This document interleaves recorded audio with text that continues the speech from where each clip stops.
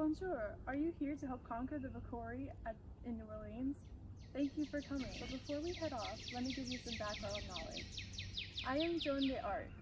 When I was a lowly peasant girl from the village of Roy, I was not taught to read or write, but my mirror ensured I had a deep level of respect and love for the Catholic Church. When I was 13, God began to seek me. God sent me on a mission to save France by banishing the enemy. When God spoke to me, I knew I had to take a vow of chastity as part of this divine mission. This went against my parents' wishes of an arranged marriage, but I had to save my country. Joan of Arc began her quest to save France in 1428 by traveling to Vaucouleurs to meet with Lord Baudricourt, the garrison commander and one of the vassals of King Charles of France. He had denied her request for a meeting, but would later agree following the weakening of French forces and Joan's growing support from the people. Lord Baudricourt had allowed Joan to take a small group of men-at-arms to meet King Charles in Chignon, so long as she wore men's clothes, providing Joan with further protection. When Joan reached the king at his court in Chignon, she was forced to undergo much scrutiny and questioning as a way of determining if she would help France's cause and if she was a heretic. After having the legitimacy of her claims questioned, Joan of Arc would lead a campaign at the siege of Orleans. The churchman who had questioned her had agreed that she would be an asset in the battle. In April of 1429, Joan and many French forces set out for Orleans.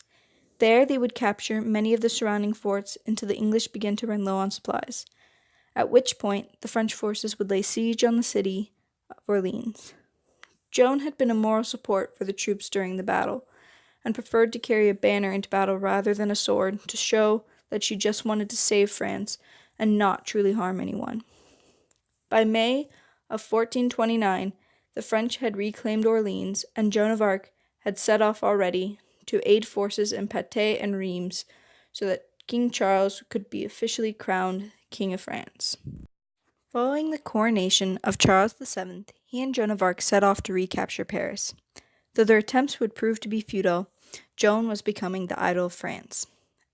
After being unable to defeat English troops in Paris, Joan joined many battles in Champagne to push back the Burgundian army. That is where she was captured. Joan and her army were ambushed by English forces, and she decided to defend the rear of her army from the attackers, as to allow French troops to escape from the English. Due to her heroic act, Joan of Arc was captured by the English Burgundian forces in 1430. After her capture, Joan of Arc was given no chance at ransom, and her attempts to escape and rejoin the battles were unsuccessful. Joan's trial was conducted by English bishops, where Joan was bound to be burned at the stake because of her refusal to deny that God spoke to her and that she was following the will of God and not that of the church.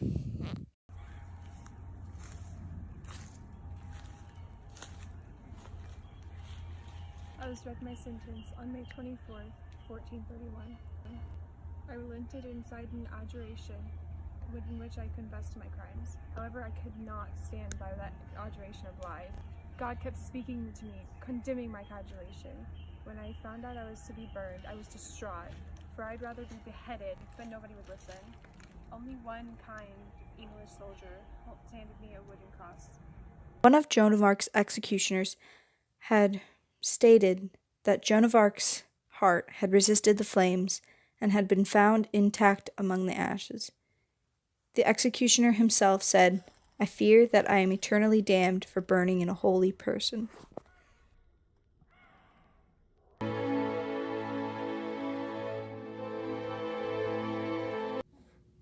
Even though Joan of Arc died almost 600 years ago, she has a lasting legacy to this day. Mr. John Crawford, an AP history teacher, and someone who visits France very regularly over the summer, is here in an interview to attest to Joan's legacy and provide us with some uncommon knowledge about her life. What are some remnants of Joan of Arc's legacy in France that you've seen or know of? Well, Joan of Arc is the patron saint of France. They've adopted her as being, their icon of the Catholic Church for that matter. She has a statue in Notre Dame that I've seen. She has other statues throughout the city. So her presence is still very much felt in that city. They've accepted her as an embodiment of the spirit of the Parisians. Some things that most people don't know about Joan of Arc. Well, she very seldom went by Joan of Arc. Sometimes she was just called Joan the Maid. She also did not engage in physical combat. She was not, there as part of the siege fighting people. She was an inspiration to her soldiers. She was very motivating, and so many of the statues that you see have her holding the banner, and that's because when the troops would see the banner, they knew that Joan was with them, and they also felt that she was a representation of God on earth, that he did speak to her.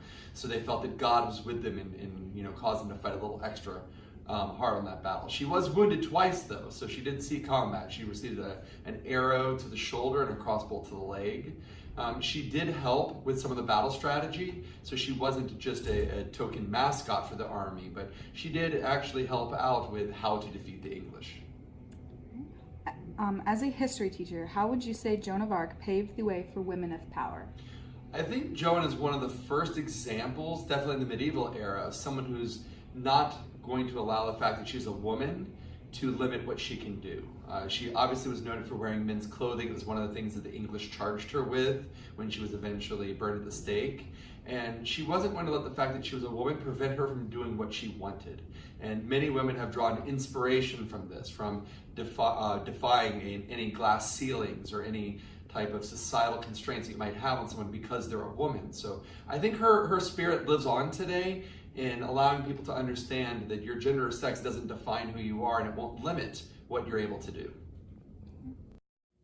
Joan of Arc had clearly made an impact on France, even to this day, but this prestige was not merely handed out.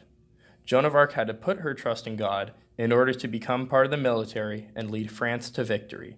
She may have died a tragic death, but according to Mr. John Crawford, her memory, bravery, and faith still triumphs in France.